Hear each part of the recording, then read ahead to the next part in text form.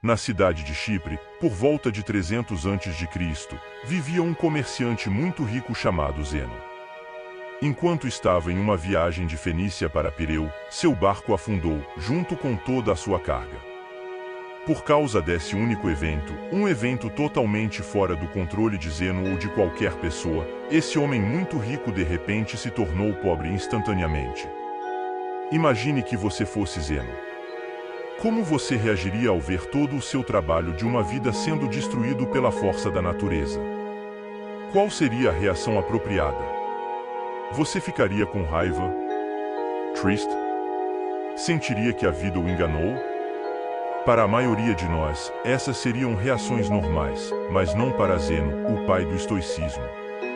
Uma pequena mudança dura uma eternidade, e uma pequena reformulação da sua mentalidade pode se transformar em mudanças maiores e mais impactantes ao longo do tempo. O cerne do estoicismo é a própria definição de aceitação e indiferença. Depois de ler as obras de Sócrates e outros grandes filósofos, Zeno criou e ensinou o estoicismo. Segundo Zeno, embora não tenhamos muito controle sobre o que nos acontece, temos controle sobre como isso nos afeta, e devemos usar esse controle com grande eficácia. Em vez de chorar sobre o leite derramado, ou neste caso, sobre os bens afogados, Zeno focou em manter a compostura sobre a situação, permanecendo calmo e neutro, apesar de seu infortúnio. Hoje, as pessoas inadvertidamente veem os estoicos como pessoas que não podem ser quebradas, pessoas que não costumam se entregar a extremos emocionais, passando por acessos de raiva ou crises de ansiedade. Mas a ideia original por trás do estoicismo era muito mais do que isso. Em vez de apenas uma forma de descrever pessoas que são emocionalmente frias, o estoicismo era uma maneira de ver, descrever e entender o mundo. Era uma forma de vida, e essa forma de vida perdurou por séculos.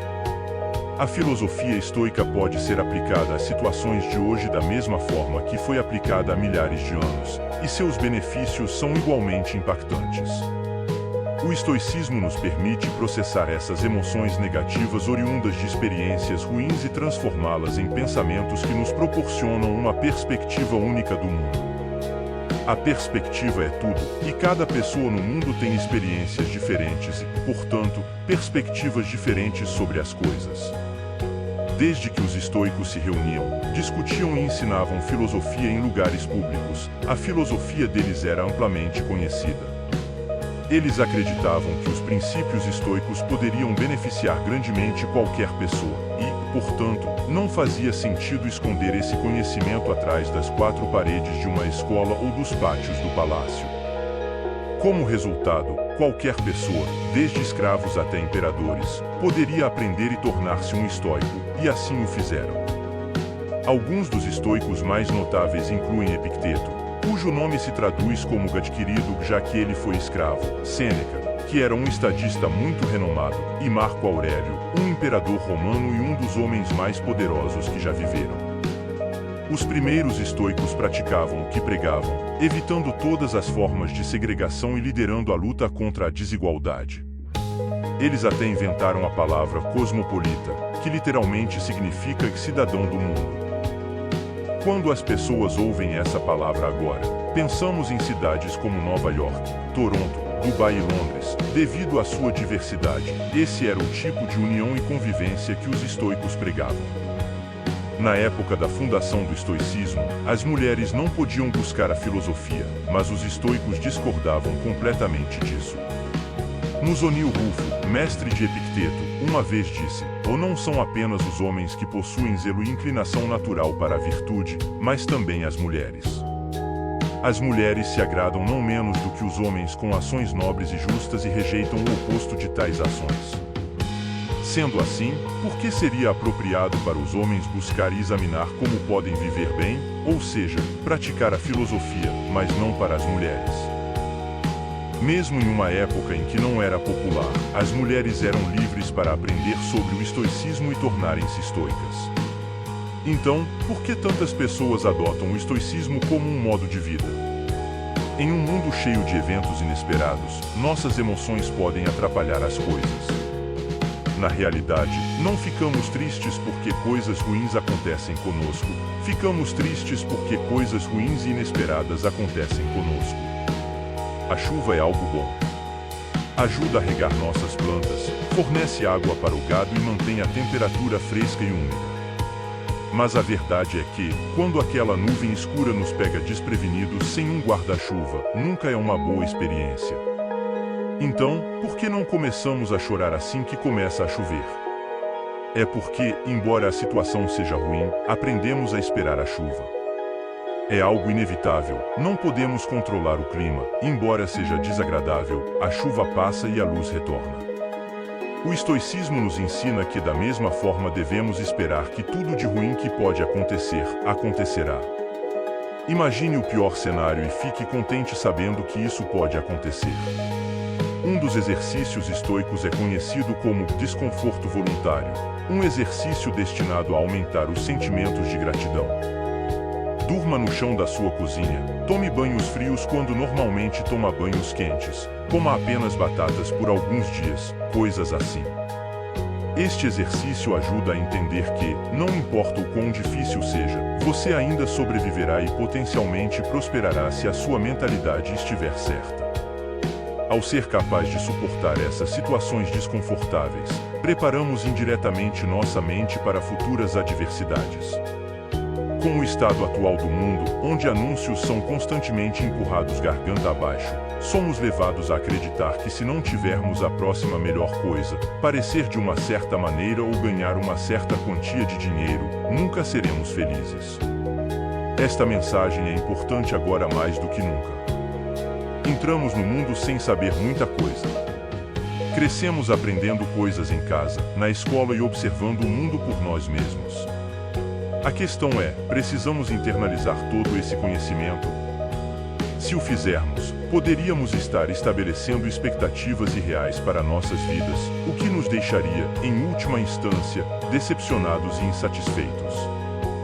Isso não é uma maneira de viver. Em vez disso, devemos focar em melhorar a nós mesmos, por nós mesmos. Devemos fazer coisas, por nós mesmos, e apenas por essa razão. Anexar qualquer esperança externa ou anexos secundários às ações que tomamos quase sempre leva à decepção. Na maioria das vezes, acabamos tentando preencher esse vazio com coisas externas. Gastar todo o seu dinheiro em um carro chique, uma casa ou até começar uma família. Às vezes, fazemos todas essas coisas pelo seu valor externo e não pelo valor interno. Mas o estoicismo ensina que, se abordarmos a vida dessa maneira, colocamos nossa felicidade nas mãos de forças externas, forças que podem sempre falhar. Carros quase sempre quebram, desastres naturais destroem cidades inteiras, e as taxas de divórcio aumentam a cada ano. Mas mesmo as coisas gratuitas na vida têm um custo. O custo do espaço, tanto físico quanto mental.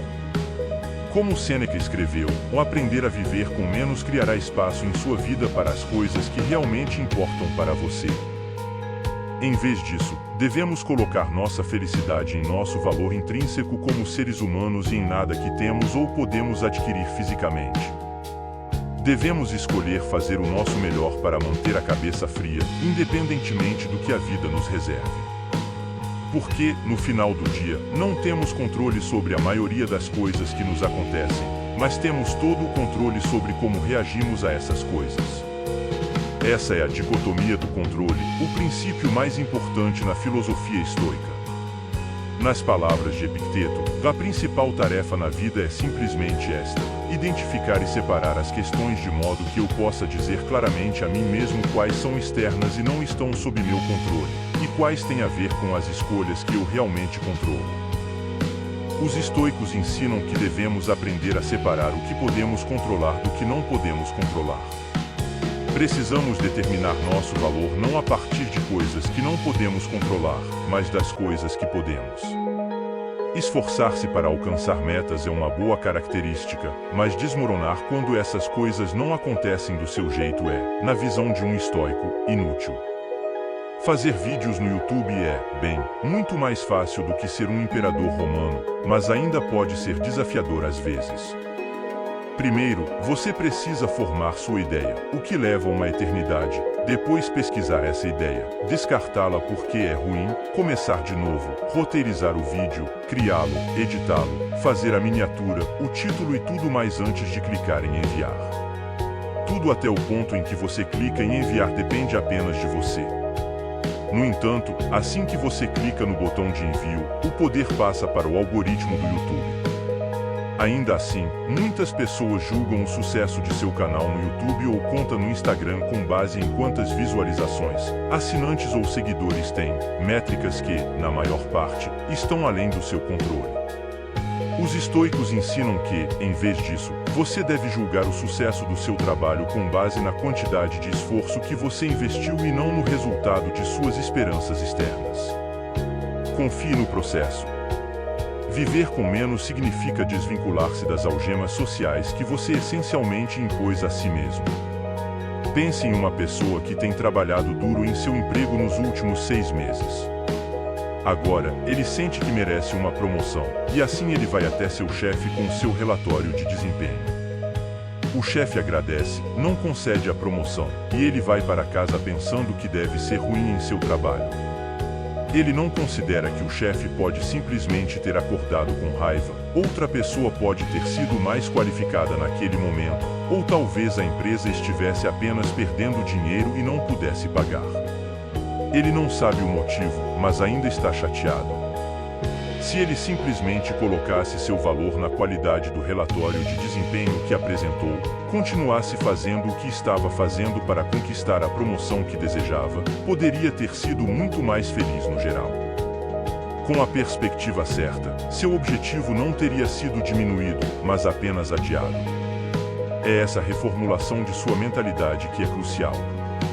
Um verdadeiro estoico não avalia seus sucessos com base no ganho financeiro de seus empreendimentos, mas se conforta com o fato de poder viver uma vida confortável sem todas as coisas que o dinheiro pode comprar.